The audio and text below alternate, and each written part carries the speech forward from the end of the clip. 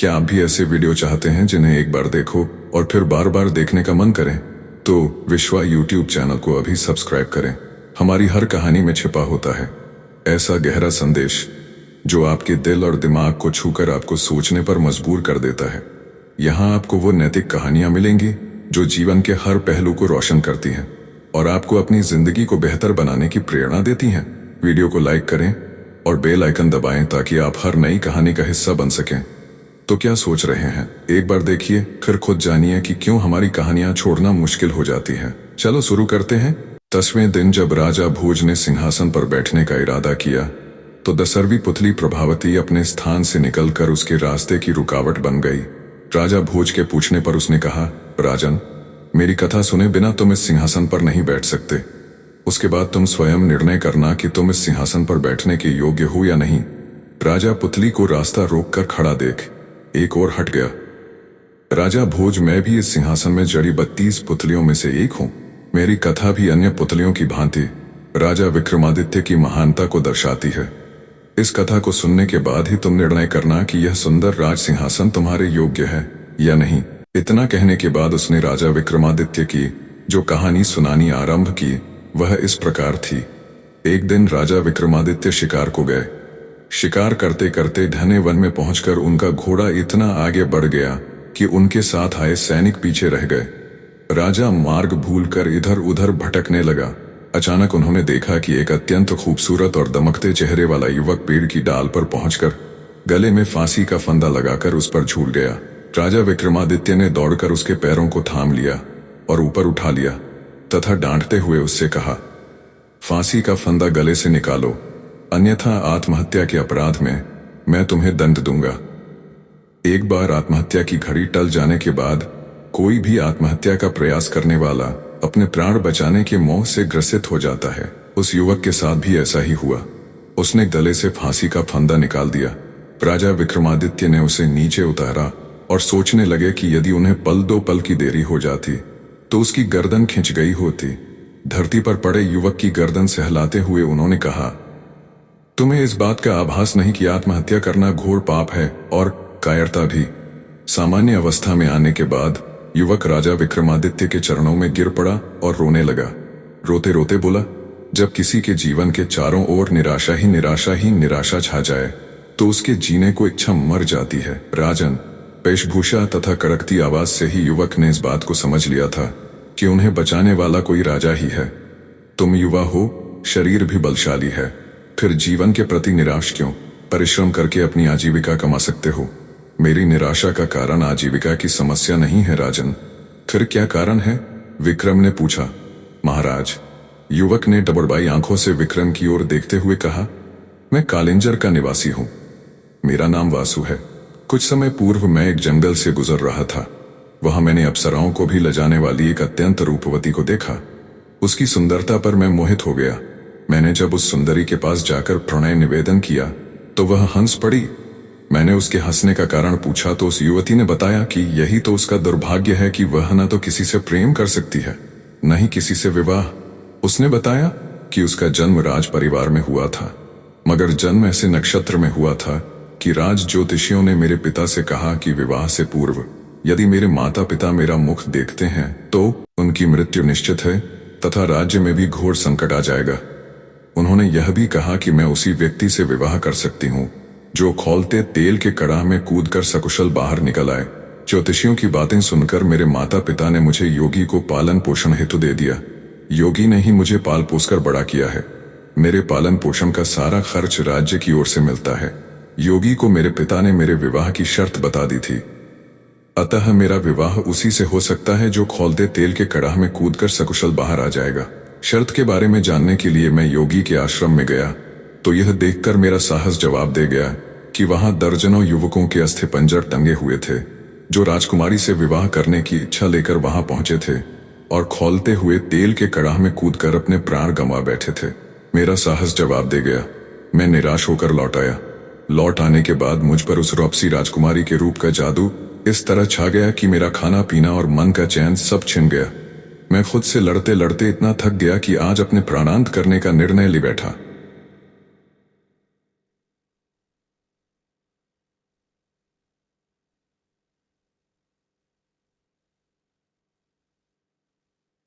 से विवाह की शर्त तो सचमुच कठिन है। विक्रमादित्य बोले, उस राजकन्या से विवाह करने की इच्छा त्याग दो। वसु, मैं विक्रमादित्य हूं और तुम्हारा विवाह अपने राज्य की सुंदर से सुंदर कन्या से कराने को तैयार हूं। मैं उसे भूल नहीं सकता महाराज। वसु ने रुंधे गले से कहा। उसकी मनमोहिनी छवि मेरे हृदय में फांस बनकर समा गई है। उसके वियोग में मैं बुरी तरह जल रहा हूं। अगर उससे मेरा विवाह न हो पाया तो जीवन व्यर्थ है। आपने मुझे क्यों बचाया? मर जाने दिया होता। थोड़ी देर का कष्ट पाकर मैं इस विरह की अग्नि में हर रोज जलने से तो बच जाता। आत्महत्या पाप है? राजा विक्रमादित्य ने कहा। मैं राजा विक्रमादित्य तुम्हें वचन देता हूं कि तुम्हारा राजकुमारी से मिलन कराने का मैं पूरा प्रयास करूंगा। मैं तुम्हारे साथ उस योगी के पास चलूंगा और बात करूंगा। राजा को उस युवक पर दया आ गई। राजा विक्रमादित्य का वचन पाकर युवक का चेहरा खिल उठा। संतुष्टि के भाव उसके चेहरे पर आ गए। उसी समय राजा ने काली देवी द्वारा दिए दोनों बेतालों का स्मरण किया, जो पलक झपकते ही वहां उपस्थित हो गए। राजा ने उस युवक और स्वयं को वन में उस योगी के पास पहुंचने की इच्छा व्यक्त की। बेतालों ने अपने शरीर का आकार बढ़ाकर राजा और वसु को गोद में उठाया और उठ चले। जल्द ही वे उस वन में पहुंचे जहां योगी की कुटिया थी, लेकिन उस वातावरण में राजकुमारी भी रहती थी। अतः वहां राजकुमारी की सुख सुविधाओं की सभी आवश्यक चीजें थीं। राजकुमारी की कुछ सखियां थीं जिनके साथ वह हठखेलियां करती रहती थी। उसके निवास की राजसी व्यवस्था थी। देख रेख के लिए नौकर चाकर थे। राजा विक्रमादित्य ने योगी से मिलकर वसु के लिए राजकुमारी की मांग की। योगी ने विक्रमादित्य का परिचय पाकर उचित आदर सत्कार किया। वसु से राजकुमारी के विवाह के उत्तर में उसने खेद भरे स्वर में कहा, आप प्राण मांगे तो मैं वह भी आपके लिए सहर्ष न्योछावर कर दूंगा, मगर राजकुमारी मेरे पास धरोहर रूप में है। उसका विवाह तो उसी शर्त पर होगा जब कोई खौलते तेल के कड़ाह में कूदकर सकुशल बाहर निकल आएगा। और अगर कोई अन्य खौलते तेल के कड़ाह में कूदकर सकुशल बच जाए तो क्या वह राजकुमारी को किसी के लिए मांग सकता है? राजा ने प्रश्न किया। क्यों नहीं, इस तरह तो शर्त पूरी हो जाएगी। वह राजकुमारी को अपने लिए मांगे या किसी और के लिए? योगी ने कहा और फिर झिझक के साथ बोला, राजन, मुझे लगता है कि राजकुमारी के भाग्य में विवाह की रेखा है ही नहीं। भला यह किस तरह संभव है कि कोई तेल के खौलते कड़ाह में कूदे और सकुशल बच निकले? अनेक दुस्साहसी युवक राजकुमारी की सुंदरता पर मुग्ध होकर ऐसा प्रयास करके प्राण गंवा चुके हैं। इसकी चिंता आप न करें। राजा ने कहा, मैं इस युवक वसु के लिए स्वयं तेल के खौलते कड़ाह में कूदूंगा। आप राजन? योगी ने विस्मित स्वर में पूछा। हाँ, मैं, विक्रमादित्य ने शांत स्वर में कहा। उसी समय सखियों से अटखेलियां करती राजकुमारी भागती हुई योगी की कुटी में आई।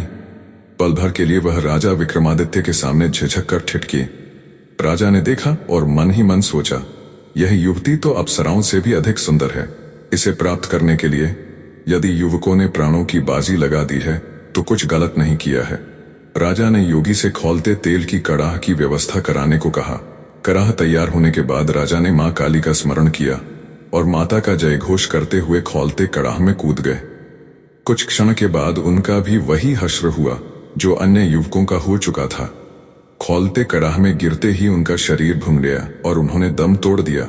कूदते समय राजा ने मां काली का जय घोष किया था, इसलिए मां काली ने अपने भक्त पर विशेष अनुकंपा करते हुए तुरंत अपने दोनों बेतालों को आदेश दिया कि राजा विक्रमादित्य उनका भक्त है, उसने परोपकार में अपने प्राण गंवाए हैं, उसके जीवन की रक्षा की जाए। इस आदेश को पाते ही दोनों बेताल वहां जा पहुंचे और राजा के मुख में अमृत की बूंदें टपकाईं।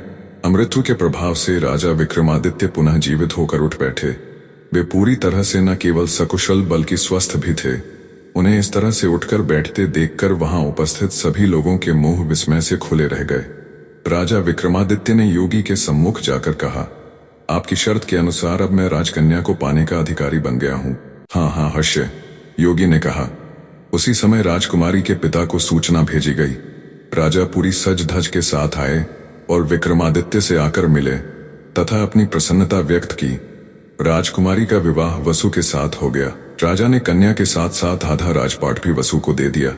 वसु, जो स्वयं भी राजकुमार था, उसके राज्य में विद्रोह हो जाने के कारण उसके माता पिता मारे गए थे। कुछ षड्यंत्रकारियों ने षड्यंत्र रचकर राजपाट छीन लिया था। राजकुमारी के साथ आधा राजपाट मिलने के बाद मजबूत सेना के साथ उसने अपने खोए राज्य पर चढ़ाई करके षड्यंत्रकारियों को चुन चुनकर न केवल मौत के घाट उतार दिया, बल्कि अपना खोया हुआ राज्य भी प्राप्त कर लिया।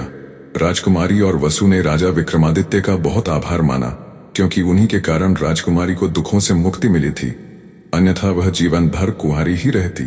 अपना राज्य पाने के बाद वसु ने राजा विक्रमादित्य से अपना राज तिलक कराया और निर्भय होकर सुखपूर्वक राज्य किया। पुतली इस कथा को सुनाकर राजा भोज से बोली, सुना तुमने राजा भोज, किस प्रकार अपने प्राणों की बाजी लगाकर राजा विक्रमादित्य ने उस राजकन्या को प्राप्त किया। यदि वे चाहते तो स्वयं उससे विवाह कर सकते थे, मगर उन्होंने वसु को जो वचन दिया था उसे पूरा किया। क्या कभी तुमने भी ऐसा त्याग किया है? यदि किया है तो जाओ और विराजमान हो जाओ इस सिंहासन पर, अन्यथा लौट जाओ। कुछ क्षण असमंजस में पड़े रहने के बाद उस समय सिंहासन पर बैठने का विचार त्याग कर राजा भोज अपने महल को लौट गए। हालांकि उस दिन भी निराशा उनके हाथ लगी, मगर उन्होंने हिम्मत नहीं हारी थी। 11वें दिन पुनः राजा भोज सिंहासन के निकट पहुंचे तो उनके सिंहासन पर बैठने की इच्छा को जानकर 11वीं पुतली सामने आ गई और उनका रास्ता रोककर खड़ी हो गई। ठहरो राजा भोज, अभी तुम इस सिंहासन पर बैठने योग्य नहीं हुए हो, क्योंकि ना तो तुम्हें देवी देवताओं का संरक्षण प्राप्त है और न ही तुम राजा विक्रमादित्य की तरह दानवीर और त्यागी हो। इसलिए मेरी इस कथा को सुनने के पश्चात ही विचार करना कि तुम इस सिंहासन के योग्य हो या नहीं। यह कहकर 11वीं पुतली त्रिलोचनी ने अपनी कथा सुनानी प्रारंभ की। राजा विक्रमादित्य सच्चे अर्थों में प्रजापालक थे। राज्य की सुख शांति और भलाई के लिए वे सदा प्रयत्नशील रहते थे। एक बार उन्होंने महायज्ञ कराने का निर्णय लिया। देश विदेश के राजाओं एवं विद्वानों को उस यज्ञ में आमंत्रित किया। यहाँ तक कि उन्होंने सोचा यदि देवगण भी उनके यज्ञ में सम्मिलित होने आ जाएं, तो वे अपने को धन्य भाग्य समझेंगे। उन्होंने पवन देवता को आमंत्रित करने के लिए स्वयं जाने का निर्णय किया और समुद्र देवता को आमंत्रित करने की जिम्मेदारी एक ब्राह्मण को सौंपी। ब्राह्मण समुद्र देवता को आमंत्रित करने चला और राजा विक्रमादित्य पवन देव को वे वन में जाकर साधना करने लगे ताकि पवन देव का कुछ अता पता मिल सके।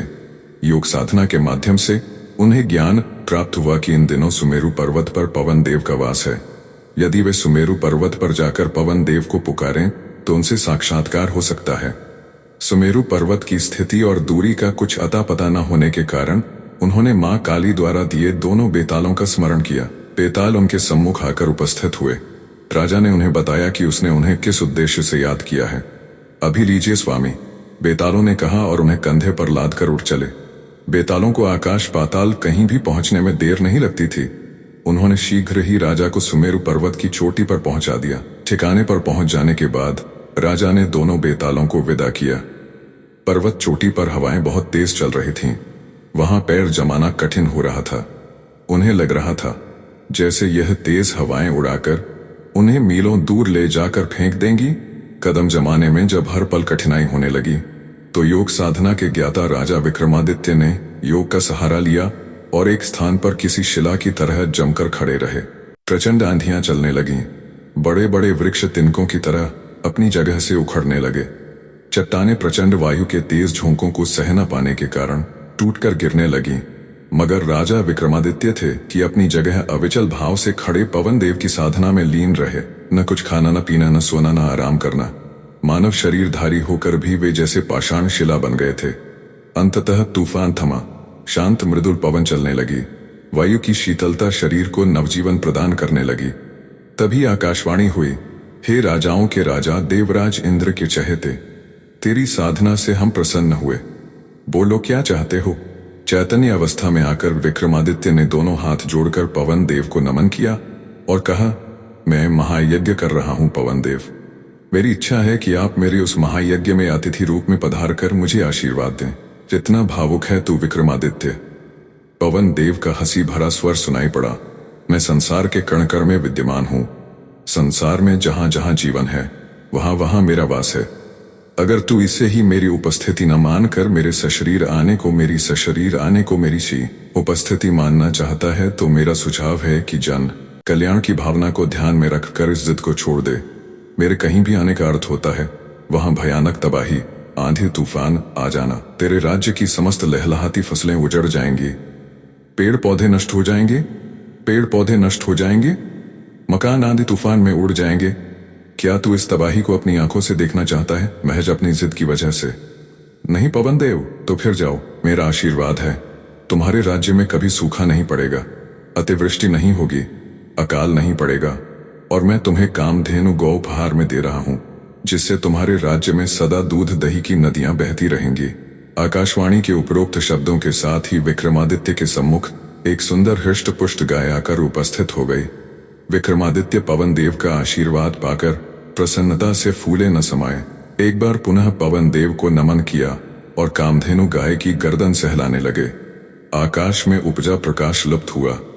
पवन देव अपनी राह चले गए। राजा विक्रमादित्य ने दोनों बेतालों का स्मरण किया और उन्हें गौ सहित अपने राज्य की सीमा में पहुंचा देने का आदेश दिया। दूसरी ओर जिस ब्राह्मण को विक्रमादित्य ने समुद्र देवता को निमंत्रण देने के लिए रवाना किया था, वह कई दिनों की यात्रा के बाद समुद्र तट पर पहुंचा। तट पर पहुंचकर वह सोच में पड़ गया कि समुद्र देवता का आह्वान किस प्रकार करूं। जिधर और जहां तक भी उसकी दृष्टि जाती थी, अथाह जल ही जल नजर आता था।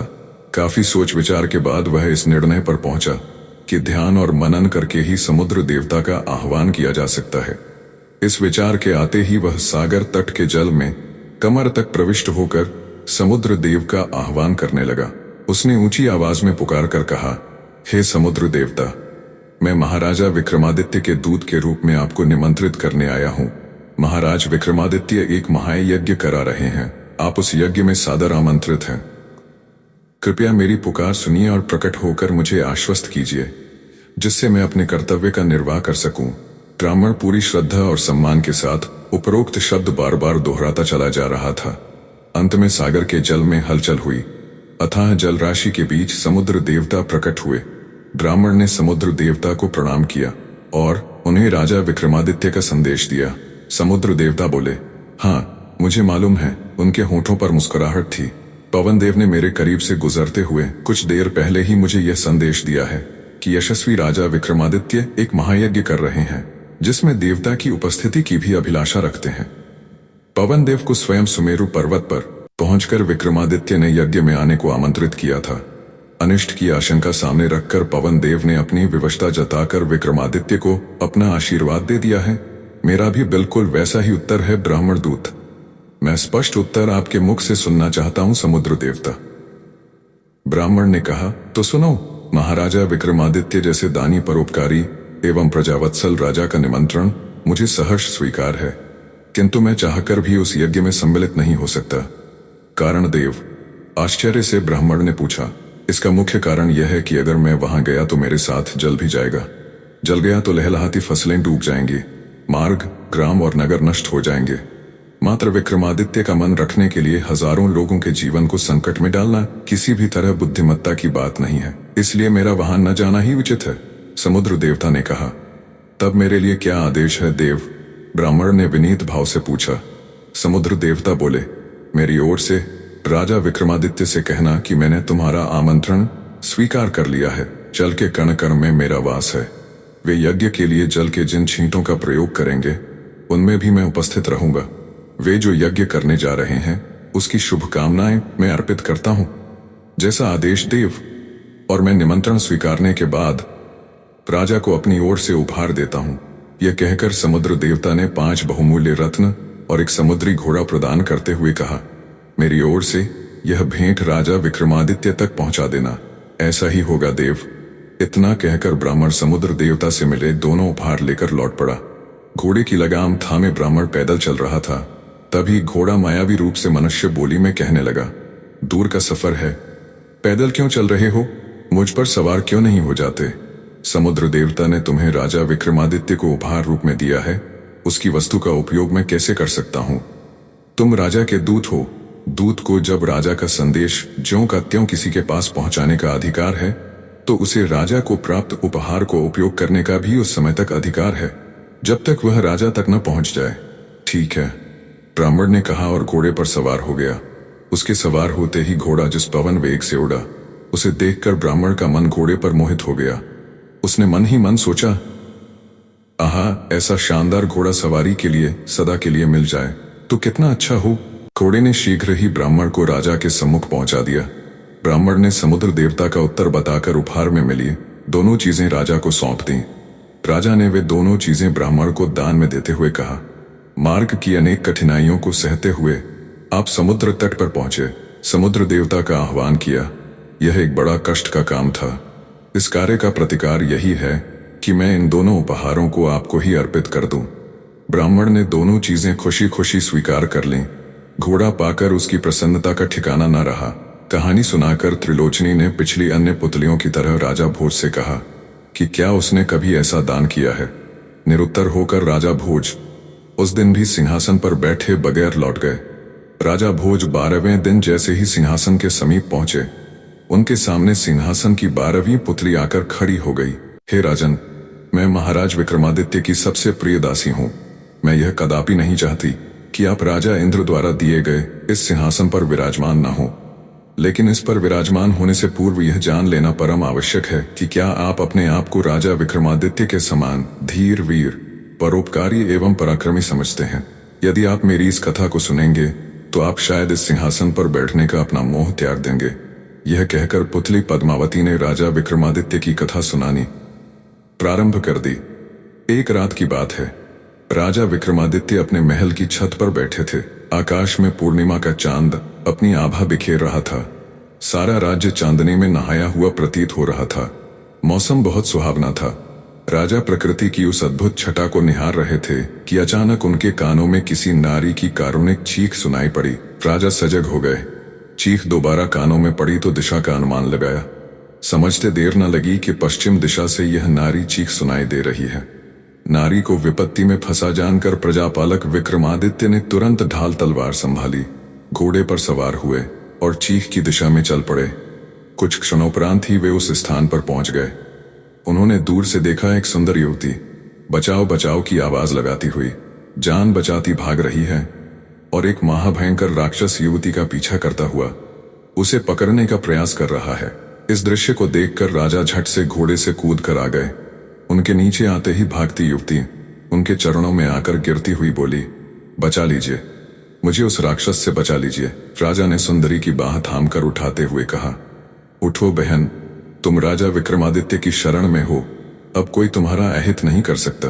निर्भय हो जाओ। हाँ हाँ हाँ हाँ हाँ हाँ हाँ। राजा से कुछ दूरी पर आ खड़ा हुआ राक्षस भयंकर रूप से अट्टहास लगा रहा था।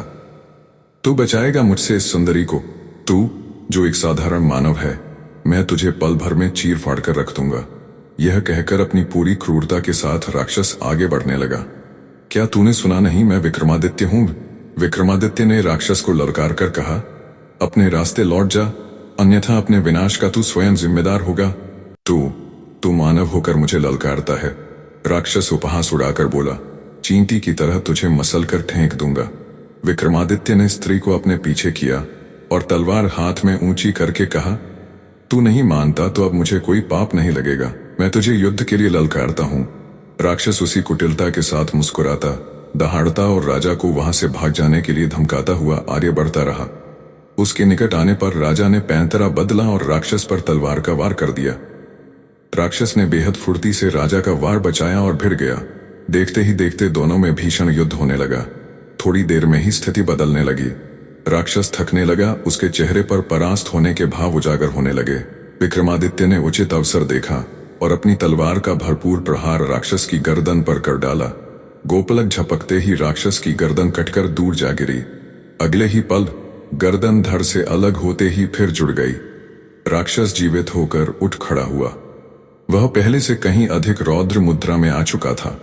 उसके खड़े होते ही उस स्थान से जहां राक्षस की गर्दन कटने से रक्त गिरा था, उस रक्त से एक दूसरा राक्षस पैदा हो गया। दोनों राक्षस राजा को ललकारते हुए सामने आ गए।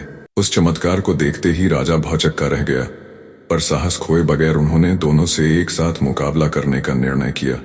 वे पहले वाले राक्षस से भिड़े हुए थे कि दूसरे ने मौका देखकर उन पर घूंसे का वार किया। वार इतना प्रबल था कि राजा विक्रमादित्य के कदम लड़खड़ाए बगैर ना रह सके, पर अपने आप को उन्होंने जल्दी ही संभाल लिया। प्रहार खाकर उन्होंने एकदम से क्रोध में भरकर दूसरे राक्षस पर हमला बोल दिया। पहले 2 प्रहारों में राक्षस की दोनों भुजाएं काट गिराई। दूसरे प्रहार से उसकी टांगें काट फेंकी। हाथ पैर से विहीन हो जाने वाला वह दूसरा राक्षस रक्त रंजित हुआ धरती पर पड़ा, पीड़ा से चीखने लगा, जिससे पूरा वन दहल उठा। पहले वाले ने अपने साथी की यह दुर्दशा देखी तो एकदम से पलटकर भागा और मैदान छोड़ गया। कुछ दूर उसका पीछा करने के बाद राजा विक्रम ने सोचा कि पीठ दिखाने वाले पर प्रहार नहीं करना चाहिए, इसलिए राजा वापस लौट आए। शरणागत स्त्री उनके घोड़े की आड़ में खड़ी थर थर कांपती हुई उस भीषण युद्ध के दृश्य को देखती रही थी। उसके निकट पहुंचकर राजा ने कहा, अब तो तुम्हें निश्चिंत हो जाना चाहिए।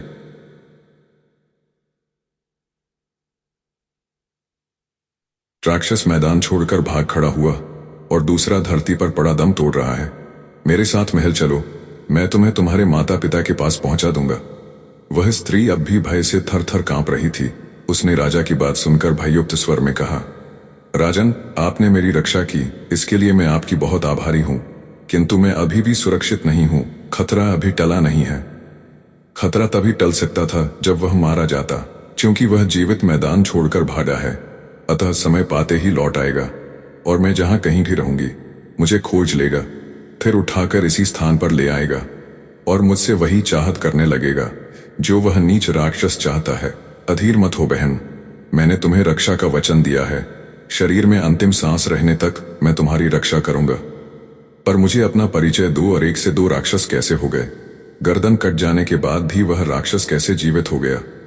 इन रहस्यों पर से पर्दा हटाओ। अवश्य, सुंदरी बोली, मैं सिंहल द्वीप राज्य के एक ब्राह्मण की संतान हूं। एक दिन मैं अपनी सखियों के साथ एक तालाब पर नहाने गई थी। उस राक्षस ने वहीं पर मुझे नहाते हुए देख लिया और मुझ पर मोहित हो गया। मैं तालाब में तैरती हुई अपनी सखियों से कुछ दूर हो गई थी कि उस राक्षस ने मुझे पकड़ लिया, फिर मुझे बंदी बनाकर यहाँ इस निर्जन वन में ले आया। वह मुझे डराता धमकाता है और मुझसे विवाह करने के लिए कहता है, पर मैंने सोच लिया है अपने जीते जी उस दुष्ट पापी के समक्ष समर्पण नहीं करूंगी। इतना कहकर वह फिर रोने लगी। निर्भय रहो बहन, उस राक्षस का अंत मेरे हाथों ही होगा। विक्रम ने कुछ क्षण रुककर कहा, पर तुमने अभी दूसरा पैदा हो जाने वाले राक्षस का राज नहीं बताया। स्त्री ने आंसू पोंछकर बताना शुरू किया। वह दूसरा राक्षस इसलिए पैदा हुआ क्योंकि उस राक्षस के पेट में एक मोहिनी है। राक्षस जितनी बार भी मारा जाएगा, वह मोहिनी उसके मुंह में अमृत डालकर उसे उतनी ही बार जीवित कर देगी। साथ ही वह जब जब जब मारा जाएगा, उसके साथ एक नया राक्षस भी पैदा होता जाएगा। पैदा होने वाले दूसरे राक्षस को मोहिनी जिंदा नहीं कर सकती, क्योंकि वह पहले राक्षस के रक्त से पैदा होता है। राजा ने कहा, तुम चिंता मत करो, मैं उस राक्षस को मारे बिना राजमहल लौटकर नहीं जाऊंगा, चाहे मुझे राक्षस के लौटने की कितनी ही प्रतीक्षा क्यों न करनी पड़े। कुछ देर खामोश रहने के बाद विक्रम ने पूछा, और वह मोहिनी कौन है? उसके विषय में क्या जानती हो? वह अभी तक मेरे सामने नहीं आई, अतः उसके विषय में मैं नहीं जान सकी हूँ। राक्षस के बारे में इतनी बात इसलिए जान सकी हूँ क्योंकि उसने स्वयं मुझे अपने बारे में ये बातें बताई थी। राजा बोले, मैं उस राक्षस की यहीं ठहर कर प्रतीक्षा करता हूँ। वह जब भी लौट कर आएगा उसका वध कर डालूंगा। ये सरल नहीं है राजन, सुंदरी ने बताया। वह जब जब जब मारा जाएगा तब नई शक्ति पाकर जीवित हो जाएगा। देखा जाएगा, विक्रमादित्य ने लापरवाही से कहा और वहीं एक पेड़ के तने के निकट बैठकर विश्राम करने लगे। अभी राजा को विश्राम करते कुछ समय ही बीता था कि सामने की झाड़ियों से एक सिंह तेजी से गुर्राता हुआ राजा पर झपटा। गर्जना करते हुए उसने भयानक रूप से छलांग लगाई थी। विक्रमादित्य बेहद तेजी से संभले थे, बावजूद इसके छलांग लगाने वाला सिंह उनकी बाह जख्मी कर गया। अपने जख्म की परवाह किए बगैर विक्रमादित्य ने सिंह के दूसरे हमले के लिए खुद को तैयार कर लिया। इस बार सिंह जैसे ही झपटा, विक्रम ने उसे पैरों से पकड़कर हवा में उछालकर दूर फेंक दिया। दूर जा गिरने वाले सिंह ने भयंकर गर्जना की और फिर उसने राक्षस का रूप धारण कर लिया। तो यह बात है, राजा बुदबुदाए, छल से यह मुझ पर आक्रमण करने आया था।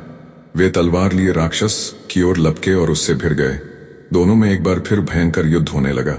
राजा के प्रहारों से राक्षस लड़खड़ाने लगा।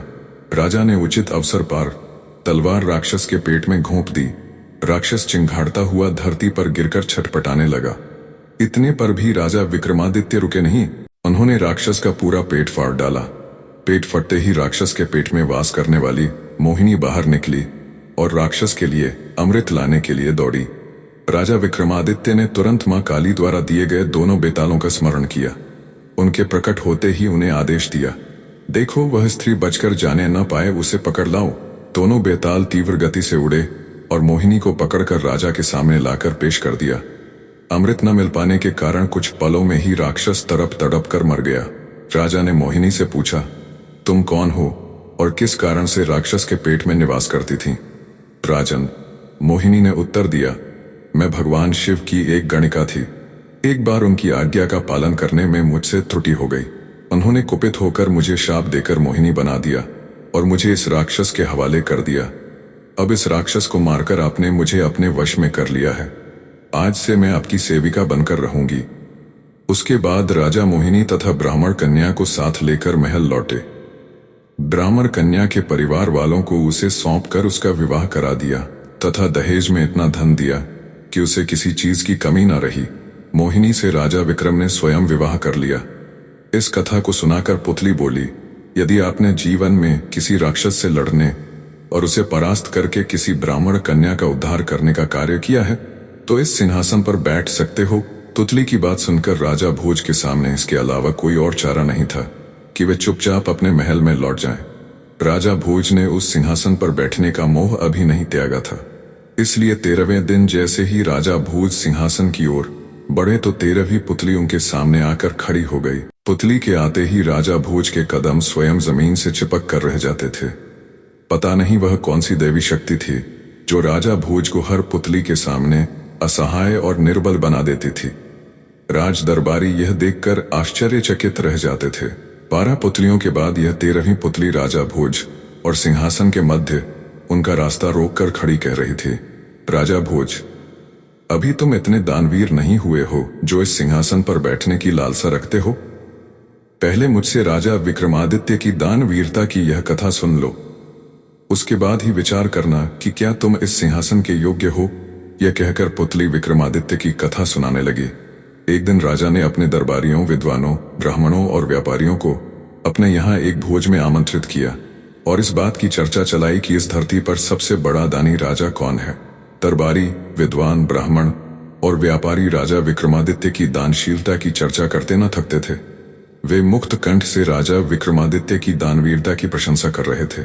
अपनी ओर से हर कोई इस बात को साबित करने पर अड़ा हुआ था कि राजा विक्रमादित्य से बढ़कर दानी इस संसार में न कोई हुआ है, न हो सकता है। राजा विक्रमादित्य इस प्रशंसा पर गर्व से भरने के बजाय हर किसी का चेहरा देख रहे थे। उन्होंने पाया कि उस प्रसंग में एक ब्राह्मण ने कुछ नहीं कहा है, वह चुपचाप बैठा सबकी बात सुन रहा है। राजा ने उस ब्राह्मण को संबोधित किया और पूछा, ब्राह्मण देव, आपने कुछ नहीं कहा, आपकी खामोशी की क्या वजह है? ब्राह्मण अपने स्थान से खड़ा होकर विनीत स्वर में बोला, हे राजन, मैं खामोश इसलिए हूं क्योंकि नक्कार खाने में तूती की आवाज सुनाई नहीं पड़ती। ये सब लोग जो आपकी दानवीरता की प्रशंसा करते हुए थक नहीं रहे हैं, इनके बीच यदि मैं कुछ और बात कहूं तो भला उसका प्रभाव किसी पर क्या पड़ेगा? यानी आपको कुछ कहना है? यानी आपको कुछ कहना है? हाँ राजन, यदि मैं नहीं कहता हूं तो झूठ का पाप लगेगा, यदि सच कहता हूं तो राजदंड का भय सताता है। अपनी बात निर्भय होकर कहें ब्राह्मण देव, आपकी स्पष्टवादिता से मैं प्रसन्न हुआ। तब ब्राह्मण ने निर्भय होकर अपनी बात कही, यह सच है कि हमारे महाराजाधिराज बहुत बड़े दानी हैं, मगर यह कहना गलत है कि वे इस धरती के सबसे बड़े दानी व्यक्ति हैं। क्यों? कैसे? ब्राह्मण के मुख से उक्त कथन सुनते ही दरबारियों, व्यापारियों, ब्राह्मणों और विद्वानों के मुख से एक साथ स्वर फूटे थे। ऐसा कैसे हो सकता है? हमारे महाराजाधिराज इस धरती के सबसे महान दानवीर हैं। यही तो मैं कहना चाहता हूं कि ऐसा नहीं है।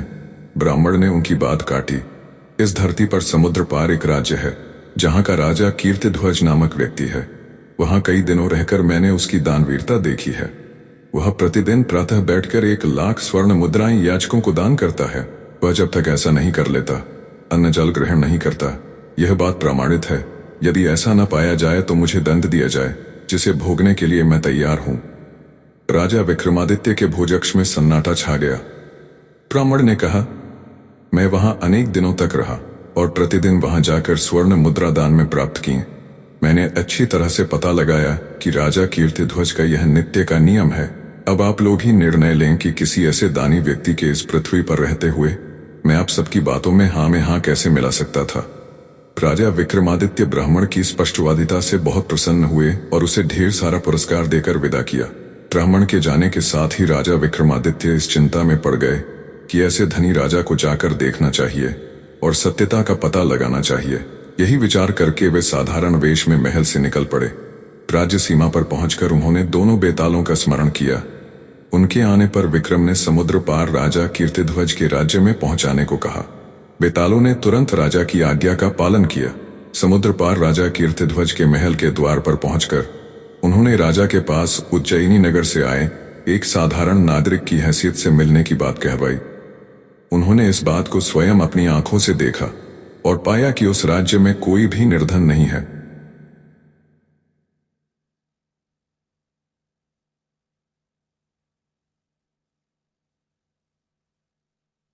कुछ देर बाद ही उन्हें राजा कीर्तिध्वज ने अपने सम्मुख उपस्थित होने का आदेश दिया। विक्रमादित्य ने साधारण गण के रूप में राजा कीर्तिध्वज से अपने यहाँ नौकरी देने का निवेदन किया। राजा कीर्तिध्वज ने उनसे कार्य के बारे में पूछा। राजन, मैं हर वह कार्य कर सकता हूँ जो कोई दूसरा नहीं कर सकता, विक्रम ने कहा। उनके कथन से प्रसन्न होकर कीर्तिध्वज ने उन्हें अपने महल के द्वारपाल के रूप में नियुक्त कर लिया। द्वारपाल के रूप में नियुक्त होने के साथ ही विक्रमादित्य ने अगले दिन ही सुबह देखा राजा कीर्तिध्वज 1,00,000 स्वर्ण मुद्राएं बांट रहे हैं। यह सिलसिला तब तक चलता रहा जब तक सभी स्वर्ण मुद्राएं बंट न गई। उसके बाद ही राजा कीर्तिध्वज ने जाकर अन्न जल ग्रहण किया। कई दिनों तक ऐसा होते देखने के बाद उन्होंने पाया कि रोज शाम को राजा कीर्तिध्वज महल से अकेले निकलकर कहीं जाता है और स्वर्ण मुद्राएं लेकर आता है। उन्होंने एक शाम उसका पीछा किया। राजा विक्रम ने देखा कि राजा कीर्तिध्वज समुद्र के किनारे स्थित एक मंदिर में पहुंचा। मंदिर की सीढ़ियां पार करके समुद्र किनारे पहुंचकर स्नान पूजा अर्चना की, फिर वापस लौटकर मंदिर में आया और एक देवी की प्रतिमा के सामने स्थित तेल के खौलते कड़ाह में कूद गया। कूदने के साथ ही उसका शरीर जल भुन गया। मंदिर की एक खंभे की ओट से विक्रमादित्य यह सब देख रहा था। कुछ देर बाद कुछ जोगिनियां आईं। उन्होंने राजा का जला भुना शरीर कड़ाह से बाहर निकाला और प्रसन्न होकर उसका मांस खाने लगी। जब वे तृप्त होकर चली गईं तो प्रतिमा की देवी साक्षात प्रकट हुईं। उसने अमृत की बूंदें कीर्तिध्वज के मुंह में टपकाईं। राजा कीर्तिध्वज जीवित होकर उठ खड़ा हुआ। देवी ने अपनी कमर से थैली निकाली और 1,00,000 स्वर्ण मुद्राएं राजा कीर्तिध्वज की झोली में डाल दी। राजा कीर्तिध्वज प्रसन्न मन से वहां से वापस लौट गया। विक्रमादित्य ने देखा कि देवी से प्राप्त वही स्वर्ण मुद्राएं राजा कीर्तिध्वज सुबह याचकों में बांट रहा है। अगले दिन संध्या को भी विक्रमादित्य ने वही होते हुए देखा। अब वह राजा की 1,00,000 स्वर्ण मुद्राएं नित्य दान करने के रहस्य को समझ गया था। अगले दिन जब राजा कीर्तिध्वज ने पुनः जाकर देवी से स्वर्ण मुद्राएं प्राप्त की तो उसके पीछे पीछे चलने के बजाय विक्रमादित्य वहीं ठहर गया। राजा कीर्तिध्वज के लौट जाने के बाद उसने जाकर स्नान किया, पूजा अर्चना की, मंदिर की देवी प्रतिमा के सम्मुख आकर देवी को नमन किया और तेल के खौलते कड़ाह में कूद गया। योगिनियां आई और उसके शरीर को कड़ाह से निकाला, उसका मांस खाया और तृप्त होकर खुशी खुशी चली गईं। देवी ने प्रकट होकर उसके मुख में अमृत की बूंदें टपकाई, उसे जीवित कर दिया। जब उसे थैली निकालकर 1,00,000 स्वर्ण मुद्राएं देनी चाहिए तो विक्रमादित्य ने लेने से इनकार करते हुए कहा, मैं तो आपकी कृपा और दर्शन पाना चाहता था देवी, इसलिए मैंने अपने प्राणों की बलि दी थी। आपकी कृपा हो देवी। कृपा तो कर रही हूं, देवी ने उसका मनोभाव न समझकर कहा।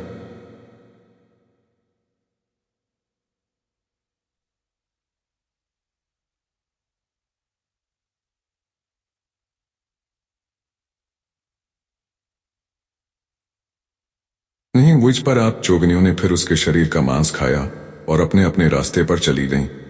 देवी ने पुनः उसे जीवित किया, उसे पुनः स्वर्ण मुद्राएं देनी चाहिए। इस पर विक्रमादित्य ने कहा, मुझे धन नहीं, आपकी कृपा चाहिए। और ऐसा कहते हुए वह तीसरी बार तेल के खौलते कड़ाह में कूदकर अपने प्राण गंवा बैठा। उसने 1-2 बार नहीं, पूरे 7 बार यह क्रिया दोहराई। 8वीं बार जब पुनः कड़ाह में कूदने के लिए तैयार हुआ तो देवी ने उसकी बाह थामकर उसे रोका और बोली, बस करो विक्रमादित्य, मैं तुमसे बहुत प्रसन्न हूं। बोलो क्या चाहते हो, जो चाहोगे वही मिलेगा। विक्रमादित्य इसी अवसर की प्रतीक्षा में था। उसने देवी से कहा, यदि आपकी कृपा मुझ पर है और आप मुझे कुछ देना ही चाहती हैं तो आप मुझे वह थैली ही दे दें जिसमें से आप हर बार 1,00,000 स्वर्ण मुद्राएं निकालती हैं। देवी ने वह थैली विक्रमादित्य के हवाले कर दी। उस थैली को विक्रमादित्य ने प्राप्त किया ही था कि एक और चमत्कार हुआ। पलक झपकते ही वहां से वह मंदिर और देवी की प्रतिमा एकदम लुप्त हो गए। अब वहां केवल समुद्र तट का वीराना रह गया। देवी द्वारा दी गई उस धन की थैली सहित विक्रमादित्य वहां से लौट आए। अगले दिन कीर्तिध्वज जब उस स्थान पर गए तो वहां मंदिर तथा देवी की प्रतिमा न पाकर बेहद चकित और निराश हुए। निराशा में भरे वे महल लौट आए और अन्न जल त्याग दिया। अगले प्रातः उनका बरसों से 1,00,000 स्वर्ण मुद्राएं दान करने का नियम टूट गया। वे अन्न जल के बगैर अपने कमरे में पड़े रहे। कई दिन इसी तरह से गुजर गए और जब राजा कीर्तिध्वज की हालत बिगड़ने लगी तो विक्रमादित्य ने उनके सम्मुख उपस्थित होने का निवेदन किया। अनुमति मिलने पर उनके सामने पहुंचकर विक्रमादित्य ने कुशल समाचार के साथ उनकी निराशा का कारण पूछा। राजा कीर्तिध्वज ने रहस्य खोला। किसी भूल के कारण वह देवी और वह मंदिर अंतर्धान हो गए जहां से मैं 1,00,000 स्वर्ण मुद्राएं प्राप्त कर दान किया करता था। मैंने प्रण ले रखा था कि 1,00,000 स्वर्ण मुद्राएं दान करके ही अन्न जल ग्रहण करूंगा। वह प्रण पूरा किए बगैर मैं अन्न जल ग्रहण नहीं कर सकता। और अगर देवी की वह धन की थैली ही आपको प्राप्त हो जाए राजन, जिसमें से वह रोज आपको 1,00,000 स्वर्ण मुद्राएं दिया करती थी। विक्रमादित्य ने प्रश्न किया। क्या मतलब? विक्रमादित्य ने वह थैली राजा कीर्तिध्वज के हवाले कर दी और इस बात की भी जानकारी दी कि किस तरह उस थैली को उन्होंने देवी से प्राप्त किया है। और साथ ही कहा, मुझे आपका रोज रोज कड़ाह में कूदकर प्राण गंवाना देखकर दुख हुआ था। राजन, मैंने सोचा आपको वचन दिया है कि जो काम कोई न कर सके उसे मैं कर सकता हूँ। उस काम को करके मैंने देवी से वह थैली प्राप्त कर ली। राजा कीर्तिध्वज द्वारा परिचय पूछने पर जब राजा विक्रमादित्य ने अपना असली परिचय दिया तो कीर्तिध्वज ने उन्हें सीने से लगाते हुए कहा, आप धन्य हैं, आप महान हैं, आप महान हैं, आप राजाओं के राजा हैं। विक्रमादित्य, आपकी दानवीरता के समक्ष मेरा दान तुच्छ है। आपने वह धन की थैली ही मुझे दान कर दी जिसमें से हर रोज प्राण गंवाने पर 1,00,000 स्वर्ण मुद्राएं मिलती हैं। कुछ दिन राजा कीर्तिध्वज के अतिथि बनकर राजा विक्रमादित्य अपने राज्य लौट आए। पुतली की कथा सुनकर राजा भोज निराश होकर एक बार फिर लौट गए, क्योंकि उन्होंने कभी इस तरह का दान नहीं किया था। राजा हो या रंक, लोभ, मोह और लालच का त्याग करना काफी कठिन कार्य है। इसलिए हर रोज की भांति 14वें दिन भी राजा भोज सिंहासन का मोह नहीं त्याग पाए और जैसे ही उन्होंने सिंहासन की ओर कदम उठाया तुरंत ही 14वीं पुतली उनके समक्ष आ खड़ी हुई।